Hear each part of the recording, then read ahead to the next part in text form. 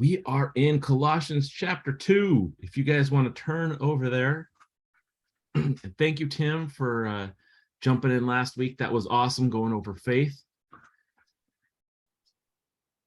Yeah, great job. Yeah, that was good. Yeah, I felt like we should have continued on, but that's okay. Morning, Elijah.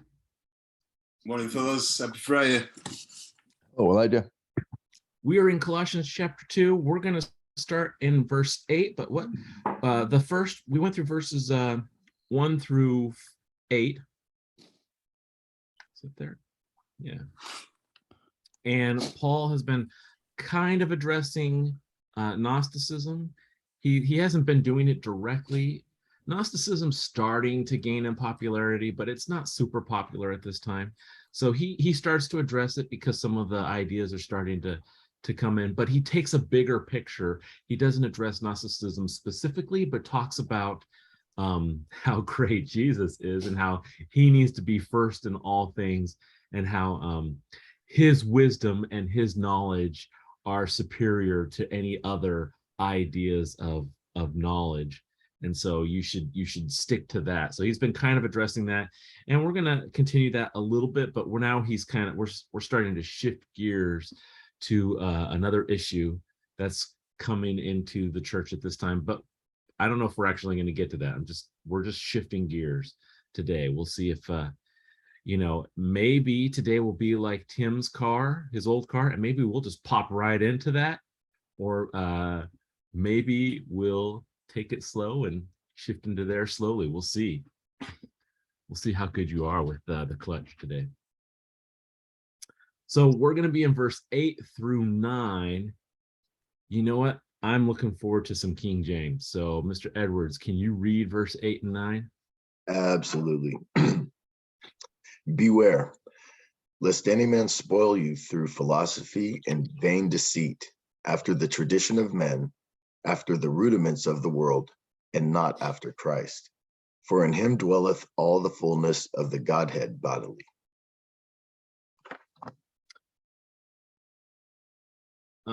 Actually, you know what? Why don't you read verse 10? I don't have that in my notes for some reason, but we're going to go through that too. So, Absolutely. And ye are complete in him, which is the head of all principality and power.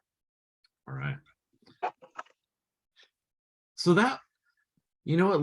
Let's do something a little bit different. Tim, would you mind reading verses 8 through 10? You're in a different version. Are you in? I'm trying to remember. NASB? I'm in NIV, yes. Could you read that? 8 through 10? Just get a little See flavor, to it that no flavor. one takes you captive through hollow and deceptive philosophy, which depends on human tradition and the elemental spiritual forces of this world rather than of Christ. For in Christ all the fullness of the deity lives in bodily form, and in Christ you have been brought to fullness. He is the head over every power and authority. Oh, I like that. I have to say, I like that. I like both of those versions. They use some different words to try to say the same thing.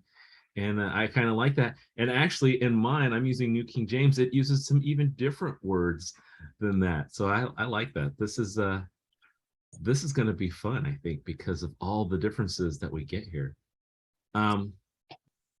Actually, why don't we do New King James too, just for fun? Is anybody reading New King James? Is it just me? Dad, could you read verses 8 through 10? Beware lest anyone cheat you through philosophy and empty deceit, according to the traditions of men, according to the basic principles of the world, and not according to Christ. For in him dwells all the fullness of the Godhead bodily, and you are complete in him, who is the head of all principalities and power. All right. I have to say, you may not feel this way, but I enjoyed that. This passage is just amazing. I like what Paul is saying here, and I liked seeing some different flavors and aspects of that. So you guys can think about that as we go through here, and I like this. But we'll start off verse 8. He says, beware lest, on mine it says, beware lest anyone cheat you through philosophy. And we'll get through the other things as well, but we're going to stop here at philosophy. And mine says cheat you. I'm trying to remember what Edwards says. It was something different, like Spoil you. spoil you. I like that. His said spoil you. And Tim, yours said something even different. It was take you bounty. No, what was that? Oh, I gotta get my dogs.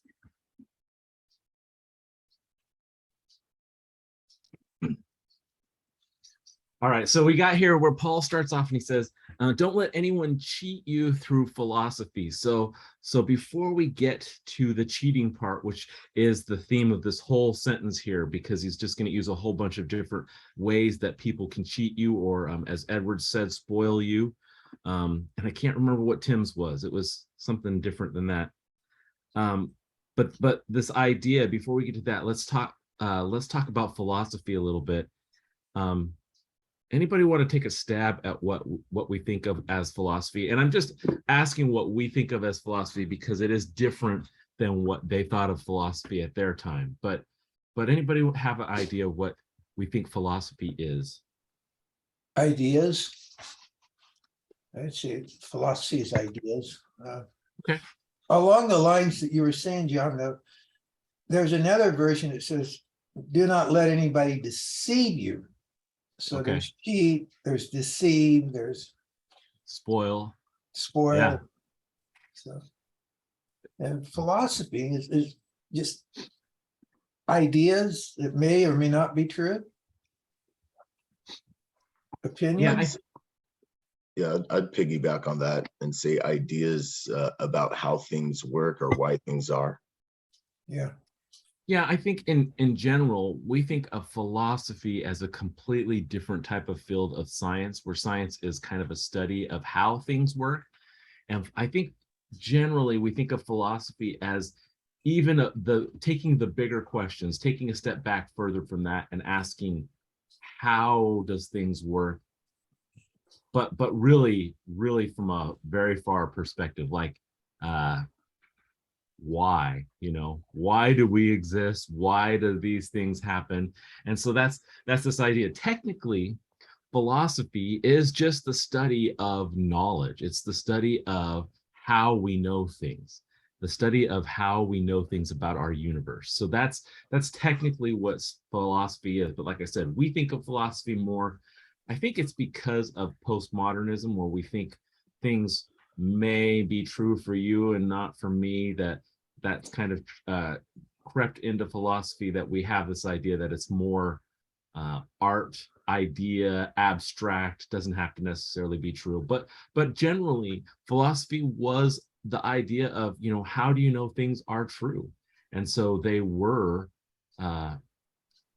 it was not as necessarily abstract as it is for us. And this time when Paul's writing, philosophy really can be science. So it is more like science because it's just trying to understand how the universe is, what the universe is, the nature of the universe, how it works. So it's more of science. Now, we have a lot more history than they do of science and coming up with better methods for discerning things and everything. But they had methods back then as well. Even for philosophy, they had rules, and they did not have necessarily this postmodern idea as much. They had the idea, but they didn't really cling on to it, that something could be true for you and not true for somebody else. So it really was more observable, and so it was closer to science than it is now. So I just want to point that out. When we think of philosophy, when Paul's talking about it, we're thinking this is very abstract. Paul's not thinking of it as abstract. He's thinking of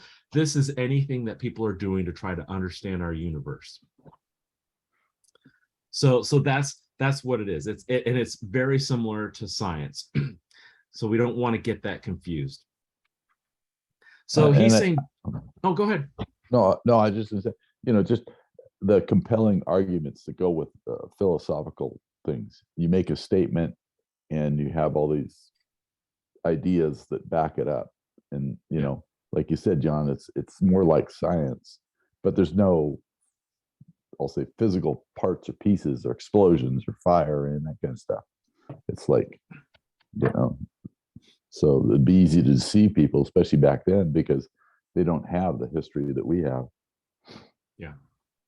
They don't have the accumulation of the knowledge that we have, and so they don't have that ability to use the same tools that we have, because those tools don't exist yet, but they're still following some of those same methods, and through time we get better. But I just want to point out again that this is not just super abstract. This they're trying to be methodical at this time when they're using philosophy. They're trying to use rules of logic when they're trying to discern the universe and understand things. So let's get to this word cheated. He says, don't let anyone cheat you. And we're just starting off with philosophy. Don't let anyone cheat you or spoil you or, Dad, I don't remember what your last one was. Deceive you through philosophy. And so one of the overarching ideas that Paul is making from verse 8 through verse 10 is that if you try to take your understanding of anything part of our universe and you exclude God from it, then they're leading you in the wrong path. Then you're going in the wrong path. You're going to get cheated or deceived or spoiled. He said, don't let anyone do that. Don't let anyone try to convince you that they understand our universe, but they take God out of it, or they take away Jesus and they take away who Jesus is and say, well, Jesus is just a man. He wasn't necessarily part of how our universe works. If they're doing that, he's saying, then they're going to cheat you. So what does that mean? Why are they going to cheat you? Why are they going to spoil you or deceive you if they don't include God in these things? Let me rephrase that. If they don't include Jesus in these things, because Paul specifically is talking about Jesus, the Christ here. Would you describe John as philosophy, chasing after knowledge on one hand? God is wisdom, or Jesus is wisdom, and he imparts wisdom. Well, technically the Holy Spirit, but he's part of that. So it's getting us, when they cheat us, if somebody cheats you of physical money, they take it away and put it into like an unsound investment, something that is not going to actually add value to you. So if they're getting us basically farther away from wisdom by giving us more knowledge, which ultimately can puff up and cause us not to seek after wisdom, I guess that'd be my stab at it. I like that. It's good. Yeah. I would put it as, don't let anyone lead you on the wrong path. Okay. If I put it down and according to the Gospel of Dan, then it's, don't let anyone lead you on the wrong path through philosophy and empty deceit. Get you off of the path of worshiping Christ as Lord. Okay, so you're saying fundamentally they'll get you off the path because you won't recognize that Jesus is Lord anymore, or you won't submit to his authority anymore because you'll be going in this different direction. Right. Is that what you're saying? Okay, Pretty much. I like it. That's good. Pretty much. It's pretty good. Not great. I think when you remove, first of all, God out of the equation, even in like the way that we think, like all these things hang on God that we don't necessarily know, and then they all suffer when you remove God out the picture, right? Like how to make sense of suffering, how to explain origin, how to talk about hope, and all these different things where you're like, oh, I didn't know that all those things suffered when you remove God out of the picture, morality, destiny, all those things. But then when you start talking about Christ, because specifically it's talking about here, it's kind of being replaced by the world, then you're talking about concepts of salvation, or even concepts of working towards a salvation or a redemptive type of perspective. So now you're replacing it with like earthly human ways to be saved. So there's always a replacement, and in the replacement you get cheated, right? You get the worst end of the worst model. You kind of trade in the nice model and you get a bad model. Yeah, that's good. And that's a super good point, right? Because if you have Jesus and you're replacing him with something else, it's not going to be better, right? Jesus is the best version of everything that you can imagine when it comes to salvation. If we look at all the models of how people think they can be saved, and I'm going to put, you can't see my fingers because of my Zoom, but I'm putting that in air quotes, that you can be saved, none of them are as good as grace, right? None of them work the same way. So, yeah, I like that. That's good. He's the best model. All right. So this is all really interesting. And so when Paul's talking about philosophy and he's talking about the knowledge of our universe and the knowledge of our and understanding of everything, if you take God away from that, you're missing something. It's flawed, right? And we've talked just here about some of the things, but I think I'm going to talk a little bit more about origins just a little bit as we go through here. If you look at the model of the origins of the universe, there's different models. People have come up with different models. And if they don't include God, it doesn't even make sense. And that's where we are in science today. There are some models of the origins of the universe, but none of them actually make sense. They don't follow necessarily the laws of science, or they're dependent on some natural process that nobody knows about, because it doesn't work. It doesn't fundamentally make sense. It doesn't make sense. And the reason it doesn't is because God's the one who actually created everything. And so if you neglect that whole part, then you've neglected that God is part of the whole origins. You're going to go down the wrong place. And if you start putting your trust in some of these things, then and you're excluding God from it, it means you're going to stop putting your trust in Jesus. You're going to start putting your trust in these other things. So it's a place that you don't want to go, where like Mark said, where people are actually, you don't realize it, but they're cheating you because they're getting you to trade Jesus for something else. Mhm. So this is good. Well, 1 John chapter 4 is my favorite verse in all the Bible. Well, it's favorite book. But it says, believe not every spirit, but try the spirits to see whether they are of God. For many false prophets have gone out into this world. Hereby know ye the spirit of truth and the spirit of error. Every spirit which confesses Jesus Christ as Lord is of God. And every spirit which confesses not Jesus Christ as Lord is not of God. But this is the spirit of the Antichrist, of whom you have heard is coming, and even now. And it goes on and on and on, but you get my point. If it doesn't confess Jesus Christ as Lord, it's not of God. Yeah. And so just keep that in mind when you're working on different things. It's all dependent on Jesus. Amen. And you may not even realize that. You may not see the connection between programming, that's what I do daily, between programming and Jesus, but there's a connection there. And so finding that connection is important. All right, so let's move on to this next part. He says, don't beware lest anyone cheat you through philosophy and empty deceit. What do you think is empty deceit?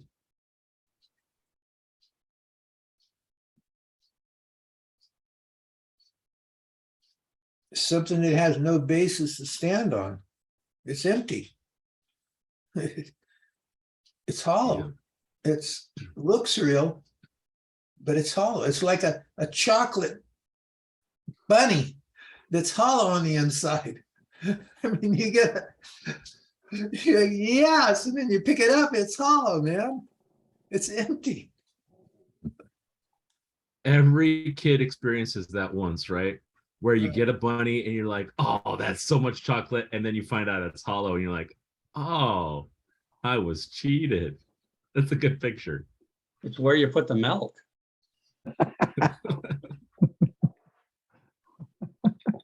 Yeah. I never thought That's about that good. before. I never thought about that. I'm gonna try that.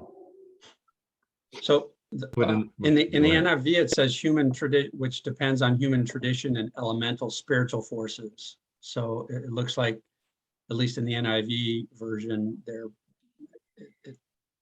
deceit isn't, well, it says deceptive philosophy. I guess I'm jumping ahead. That's what we're talking about. The next phrase is the traditions of man. Yes, sorry. Yeah. No, we, like you said, we could pop that clutch just right in there and just move right on if we want Because to. that kind of describes what they're talking about in the deceit. Okay. Yeah. Okay, so let's talk about that. So according to the traditions of men, and so mine says something a little bit different, which I like the wording of mine a little better, Tim, just because I understand it a little better. But it says the first one is according to the traditions of man, and the second one is according to the basic principles of the world. So the first one is the traditions of man.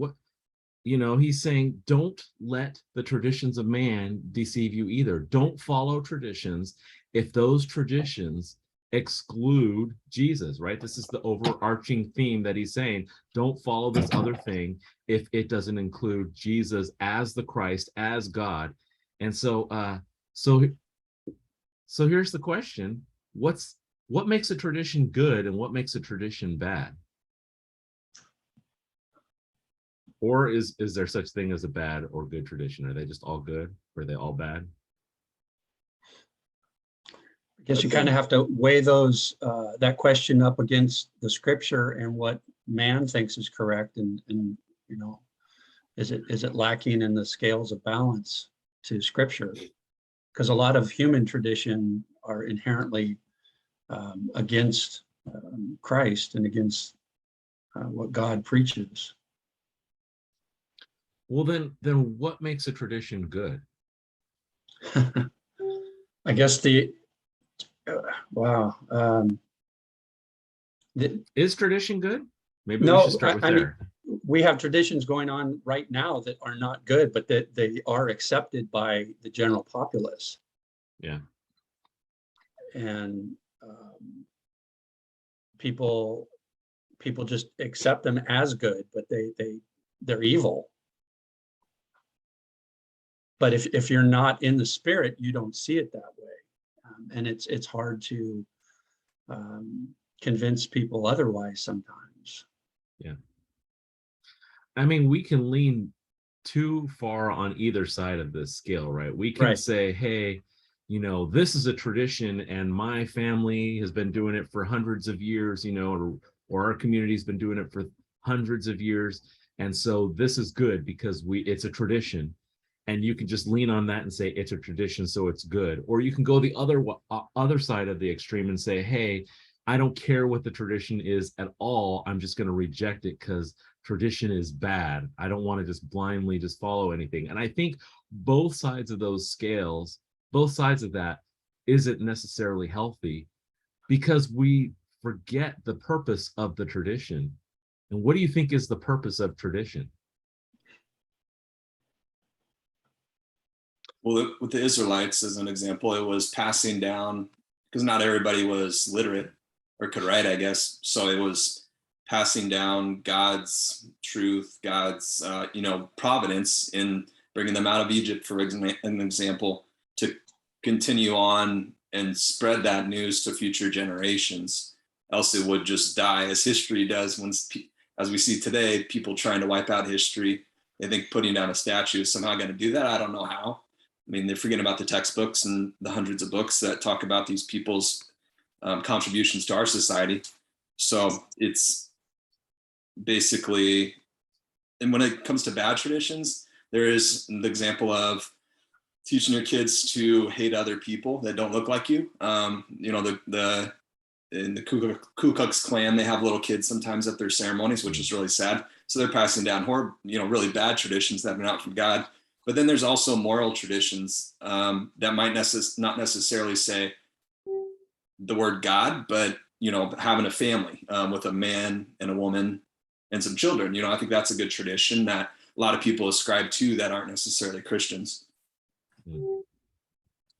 So that was all very good points, Elijah. A lot of good stuff there, and just to kind of encapsulate some of the things that I caught you saying is one is that the purpose of tradition is to remember and teach, right? It's to remember things in the past and to teach people in the future of those things that have happened or of those things that we've learned. And that's the purpose of them. And so if we stick what Paul is saying here, the traditions that you should hold on to are the ones that include the parts of Jesus as the Christ. Those traditions that remind us of the things that Jesus has done, those traditions that teach us about who Jesus is, and we can make that a little bit bigger and say who God is, but this is Paul's primarily talking about the fact that Jesus is God. Those traditions can be good because they remind us and they teach us who Jesus is. And like you mentioned, the traditional family structure, that whole structure, the whole point of that is that Jesus made things to be in a particular way for us, and we should recognize that, and we should follow the way he made us. And then on top of that, it teaches us something about who God is and how it's a triune God, all in one, and there's these different facets, but they're united and they have an authority structure, which is interesting. So there's a lot of things that we can learn about some of those traditions that are good, but we have to remember the purpose, and we have to be reminded that they teach us about who Jesus is. If we forget that, then we start rejecting those traditions, and like the family tradition, the traditional family, right? That is falling away because people don't recognize that that is either a tradition that's given to us by God or that it teaches us about him. And they think, hey, we can do things in a different way and it's better. And so we're going to go that way. And so they consider that tradition bad. But the reason they do is because they've removed Jesus from it. And so it's the same with all of these things that we have.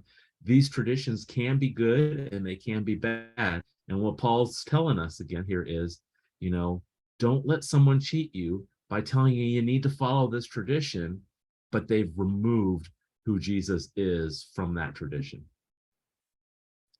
A perfect example is the LGBTQ teaching in the schools for our kids.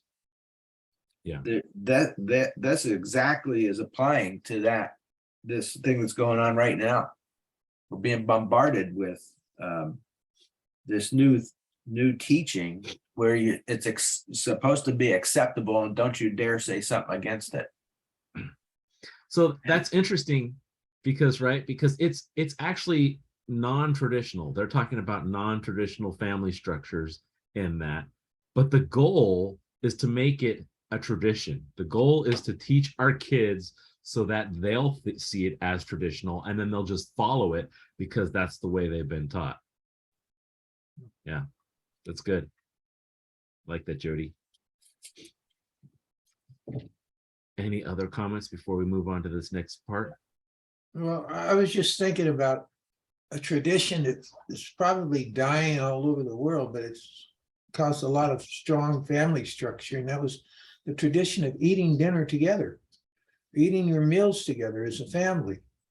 I mean, it's pretty much gone from, well, we'll eat breakfast together and we'll eat dinner together. And now it's gone to just eating dinner together, but eating our meals together as a family, because the family structure was important. But that was a tradition that was passed down from generation to generation. And you see it dying now, which is sad. All right, I like it. I'm trying to decide if we should keep talking about this or if we should move on. I don't know. What do you guys think? I like it. All right, we'll move on. I can't hear you, Edwards. So if you want to. Well, You no, wanna you say said keep something? talking about this. I was curious what this, because there was a lot of things. The tradition. That's true. That's true. Let's move on to the next phrase. He says, so I'm just going to read the verse over. It says, beware lest anyone cheat you through philosophy and empty deceit, according to the traditions of men, And then this next phrase is according to the basic principles of the world. This one I think is really interesting. I like this.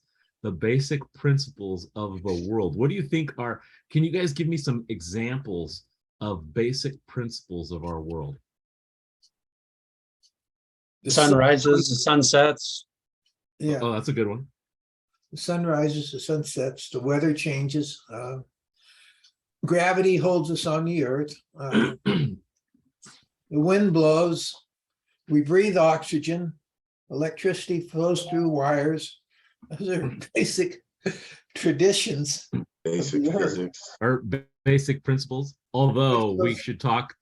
should talk, Dad, about electricity flowing through water or through wires. I'm not actually sure that that's true, but Okay, electrons exchange. If you really want to get down to it, electrons exchange power charge through metal wire. we should talk. I my mind was blown a few months ago about how electricity works, and I don't think I understand it at all anymore. But anyways, let's move on. Yes, Okay, these are touch a hot all. wire, you'll get shocked. How's that? There you go. I like it. That works. Anyway, So we're talking about the basic principles of how our world works, and this includes a lot of different things.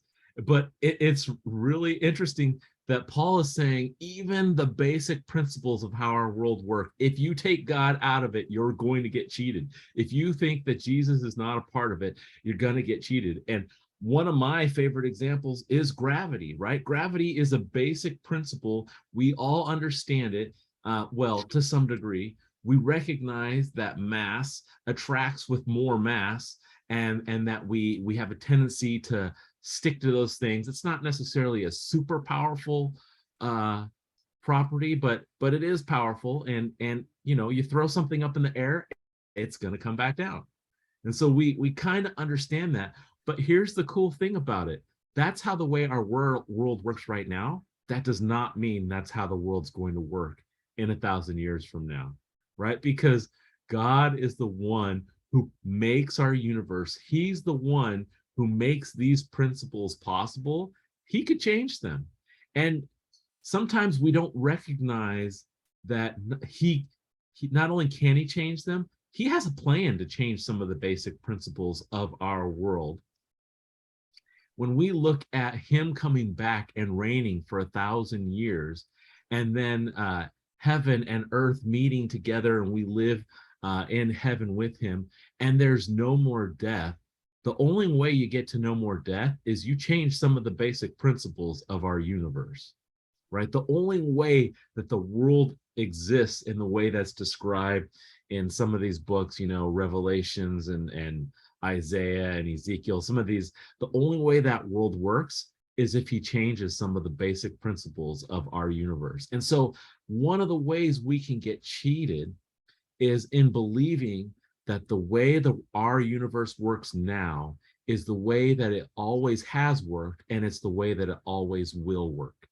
And when you start getting into that mindset and thinking that way, you've taken God out of the picture, because God isn't necessary for the way our universe works. It just has always been that way, and it'll always be that way, and God's not involved. And you're missing the point, which is God is involved with the way our universe works, and it can change because he's the one who's sustaining it. And so I like all of this. I like that he's the one. And I'll give you a great example. We were talking about gravity, right? We throw something up and it comes down. Guess what? Jesus broke the law of gravity, right? He's walking on water. And then on top of that, he tells Peter, yeah, you can walk on water too. So Peter starts walking on water. That doesn't follow the basic rules of our universe. That doesn't follow the basic principles of how our universe works. And that's because Jesus is the one who makes those rules, and he can change them however he sees fit. And so we need to understand that. Don't get cheated by thinking that you can explain our universe without God, without Jesus being involved. Yeah, Hebrews 1:3 says that he upholds the universe by the word of his power. So he's actually in this moment sustaining all things. So it's kind of amazing to know that even in the concept ways, like you're not just physical or, you know, physical concepts, but also like intellectual concepts, or, you Yeah. know, it's like, yeah, he's sustaining all things even right now. we miss how active God is in our world, right? We miss how active God is in our lives. We see some of the big things, but we miss just the fact that he's sustaining us. He's making it so we exist. He's made it so that we exist in a particular framework, and he's made the framework, and it's just incredible. He's active all the time in our lives, in every moment. I love it. I love it. I love how Paul brings all this up to remind us, hey, when you're trying to understand our universe, when you're trying to do all of this stuff, make sure that Jesus is involved in it, or you're going to miss the point. You're going to get cheated. And I love that he keep that this whole section here. Okay, so here's I'm just going to read that verse one more time. Verse 8, it says, beware lest anyone cheat you through philosophy and empty deceit, according to the tradition of men, according to the basic principles of the world, and not according to Christ. So there's that last phrase, which I've been bringing up in all of these points, which is that Paul is saying, beware that anybody tries to convince you that our world works in a way where Jesus isn't needed in it. And so, anyone have any comments before we move on to the next one? It's a good verse. I love it. Yeah, I think it, like March said, when you take Jesus out of it, it makes everything bad. But I think also when you take Jesus out of it, it turns everything into a works-based, to where with philosophy, oh, if I'm just a good person and I treat everybody right and I'm nice, then I'll be granted salvation. And that without Jesus, that's not the way. I like it. It's kind of like worshiping the creation rather than worshiping the creator. If you take Jesus out of it, it's Mother Earth, you know, that philosophy that goes around that the earth is our mother. We're all creatures of the earth, whatever, evolution, Yes. all that Yes. stuff. Good point. And what happens, I think, is we're forced to import another explanation for things if you remove God or Jesus, right? So because we're always striving to make sense of things. So if you remove those things, you almost always have to like replace it with something else. And then we end up replacing with bad stuff. So I love that mic drop that Edwards did with salvation. Right? That's reality. Like you're trying to work for your salvation because that's the only thing to replace it with. Yeah, it's good. I think part of it also is trying to control things as well. When you put your day based on sunrise, sundown, and you start making your life about things you can observe, it takes God out of it. It takes the unknown and the spiritual out of it, because you put that human in it. And it's almost like some of those pagan religions where they based on things on, oh, the stars are over here and it means this stuff's going to happen. And it's once again, it's based on human understanding and Human misunderstanding. yeah, well, there you go. Human misunderstanding and misinformation, which is the common term right now, right? So last weekend we were in Santa Barbara, and one thing that I enjoy doing is going to California missions. I've been to not all of them, but most of them, the ones that still exist. And they're all very, very different. And it's interesting. Some of them still are kind of run by the Catholic organizations. Some of them aren't. But it's really interesting. And we were in the Santa Barbara one, and I have to say, I went through it, and it was heartbreaking to an extent. One of the cool aspects of the missions when you go to them is you find out the history about them, find out how these people came to, the Spanish came to California with the goal of preaching the gospel to people. And one of the ways that they did it is by teaching them trades.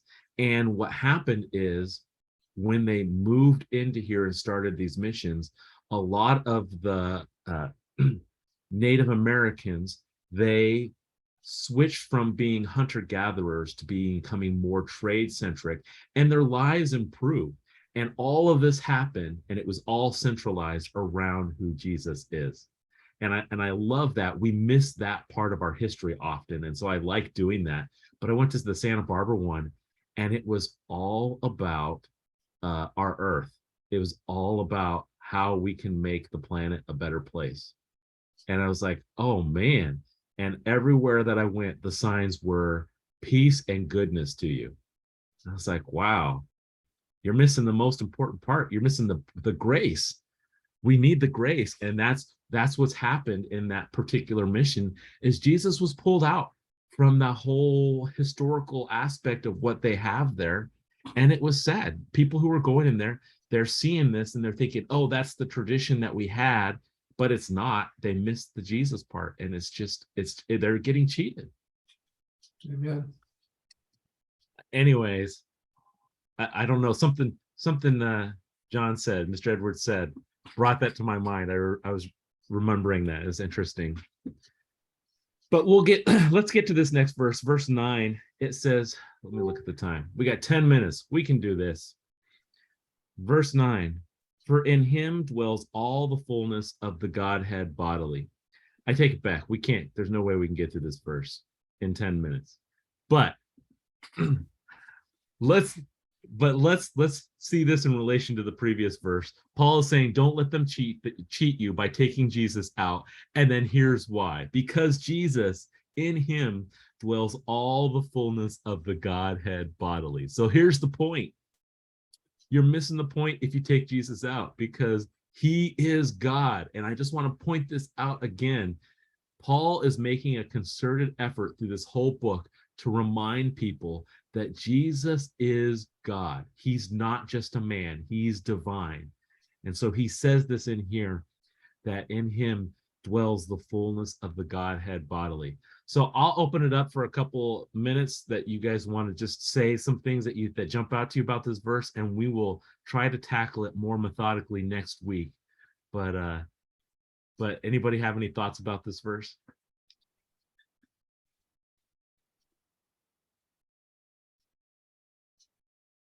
It says that in mine, for in him dwelleth all the fullness of the Godhead bodily. So all the fullness that is God, God is in Jesus, which means Jesus is God, fully, not just a bit, but Jesus is God. And the Godhead, which means the top. Yes. This whole concept is crazy, right? That Jesus is fully God and he's fully man. We don't understand this we don't understand who God is really in all his fullness. So that's kind of hard already. But to say that Jesus is fully God, some people just struggle with this so much that they just reject it. They I can't understand it, because this is crazy. Jesus is fully God. That's amazing. Charlie, were you going to say something? Well, I was just going to say that, Jesus has God's full authority. It's like an FBI agent showing up at your door. That's the whole federal government showing up at your door, not just one guy. And just in a worldly sense, so to say, because that agent has the full authorization of the federal government to do anything that he needs to enter your house and talk to you and ask questions. But in a related way, that's what's being stated here, is he has the fullness. That's all of God right there, boom, in bodily form. It is cool. It reminds me of was it when Peter chopped off the ear of that guy and Jesus puts it back on and tells Peter, hey, do you think I can't call legions of angels down here? He's got that authority, right? He's like, I can call the angels and they could take care of this whole thing. I could do that. But he's even more than that, right? Because he's the fullness of God as well. He has the power himself to take care of it. So it's cool. He's like, I got the authority. I can call other people in, and I got the power I'm actually more powerful than all the other people I could pull in. I like that.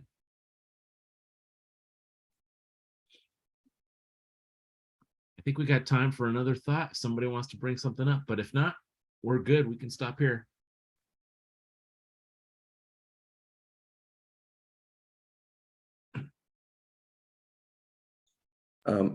Also, when Jesus talks about if you've seen me, you've seen the Father, right? Like there's there's an exact imprint. There's like he's when you see Jesus interact with people, and even the heart of Christ, when he's ministering to the poor and the needy, you see God in that. And so this is certainly talking about authority and things like that, but also all of the emotion of God that comes with that, right? Like as he's merciful also.